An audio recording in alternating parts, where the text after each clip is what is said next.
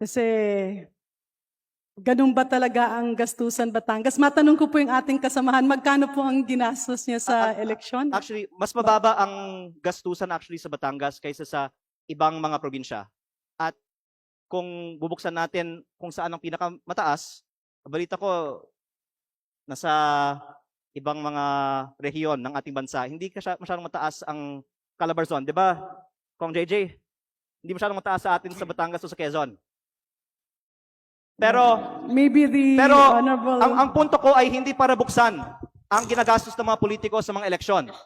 Ang punto ko ay bakit ang isang kontraktor ay gagastos para sa mga politiko?